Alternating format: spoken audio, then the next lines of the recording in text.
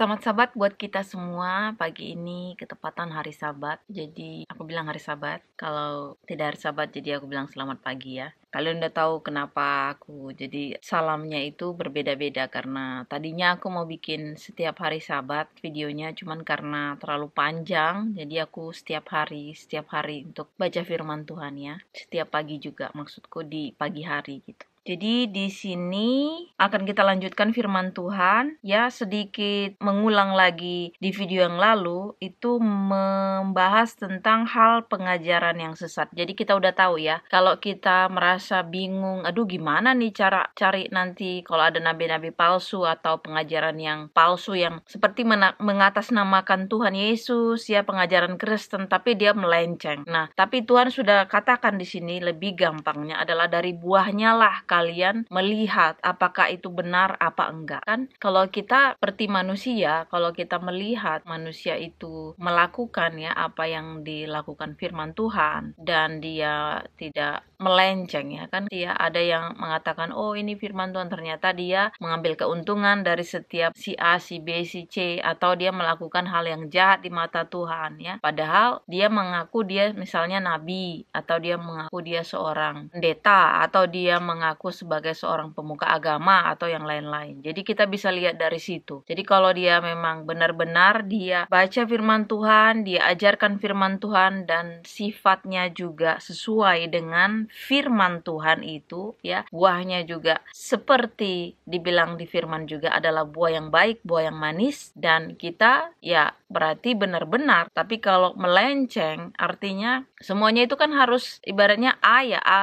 semuanya. Jangan A di sini terus di bawah B, C, D, E dan lain-lain kayak gitu. Jadi itu kan sudah ada perubahan. Jadi kita sudah diajarkan lebih simpel. Dari buahnya lah kita mengenal apakah itu memang benar-benar real dia pengikut Kristus sejati ya, atau terang dan garam itu sendiri ya, garam dunia yang dibilang simbol daripada firman Tuhan ini berdampak, atau cuma hanya cuap-cuap saja. Jadi di situ kita sudah paham ya. Jadi kita di sini lanjut lagi firman Tuhan yang untuk pagi ini. Sebelum kita lanjutkan ya, kita berdoa dulu. Bapa, terima kasih untuk pagi ini kami bangun dari tempat tidur kami menghirup udara segar dan Sabat ini ya Bapa. Biarlah firman Tuhan menguatkan hati dan iman kami, dan kami lebih dekat kepadamu. Bapa di surga, ajari kami setiap firman yang kami baca, supaya apa yang Engkau inginkan, apa esensi atau maksud yang ingin Engkau sampaikan ke dalam hati kami, dan supaya kami melakukannya, biarlah itu memberikan pengertian kepada kami masing-masing yang membaca dan mendengarkannya. Bapa di sorga, hapuskan segala dosa dan pelanggaran kami. Kami berdoa di dalam nama Tuhan Yesus, Juru Selamat kami. Amin. Jadi kita baca ya videonya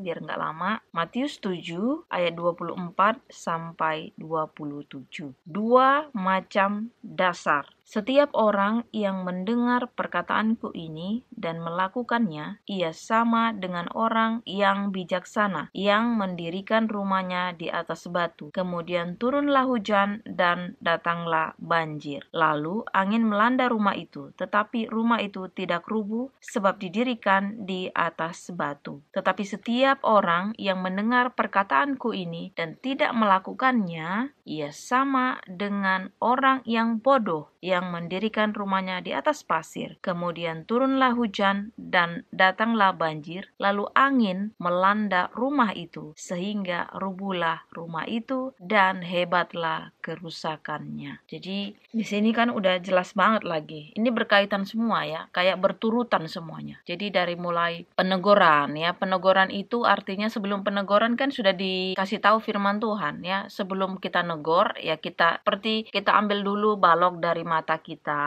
baru kita bisa mengambil selumbar dari mata saudara kita. Jangan terbalik. Jadi balok masih di mata tapi kita udah koreksi orang. Nggak bisa gitu ya. Jadi semuanya kalau di dalam Alkitab ini semuanya dari yang aku baca itu, aku pun memahami ini semuanya berurutan ya. Jadi kita introspeksi dulu kita cek dulu kita udah benar apa belum. Setelah itu baru kita koreksi orang lain. Kita nasihati orang lain. Kita kita kasih tahu. Tapi kalau kita masih salah, kita masih banyak dosa, kita cukup berdoa sama Tuhan supaya kita rubah dulu diri kita. Ya, seperti dibilang di firman itu, ambil dulu balok dari matamu, baru kamu ambil selumbar yang dari mata saudaramu. Ya, artinya di sini diajarkan bahwasanya masing-masing kita harus cek diri kita sendiri lah. Ya, kalau memang kita bisa mengkoreksi diri kita sendiri, nggak perlu orang lain, ya kita lakukan, karena firman ini sudah langsung menegur kita di sini. Seperti ayat yang sekarang, bagi orang yang mendengar, ya, dibilang yang mendengar, ya, dan bukan hanya dengar nih, dan ya,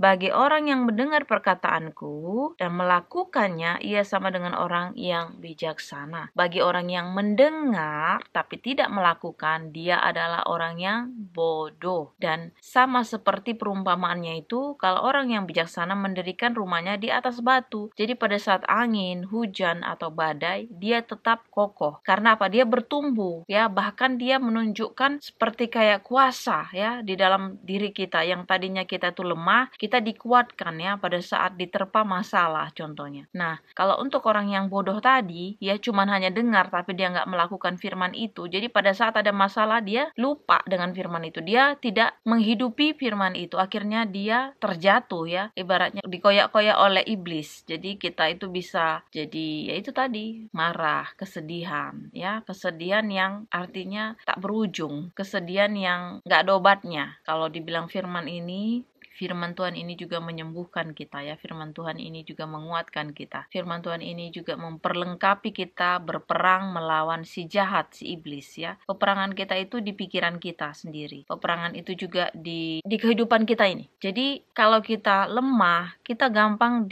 diperdaya oleh iblis. Kita gampang dikecohkan, ya. Jadi kadang-kadang kita aja udah baik, ya, udah deket-deket Tuhan. Pencobaannya itu bukan dengan cara yang kasar gitu, ya. Dengan dia itu halus, manipulasi, ya. Dia akan masukin kita, dia akan racunin kita, ya. Sehingga kita itu mendengar, oh iya juga sih gini-gini. Aduh, jadi kita harus langsung tepiskan, ya. Kita langsung bilang, enggak, aku anaknya Tuhan, aku anaknya terang, aku adalah garam dunia, aku tidak mau diperdaya oleh iblis. Jadi seperti kita bilang di sini, kalau kita sudah menjadi pengikut Yesus Kristus, sudah memilih Tuhan Yesus Kristus, sudah memilih untuk bersama dia selalu, kita harus proklamirkan dengan seperti kita bilang itu, dengan bersuka cita, karena setiap si jahat dia akan takut dengan nama Yesus. Nama Yesus berkuasa. Nama Yesus itu adalah nama di atas segala nama, Raja di atas segala raja, Tuhan di atas segala Tuhan, dan bukan Tuhan yang sembarangan. Jadi kita harus menyebut nama Tuhan Yesus itu mengimani juga, ya. Jangan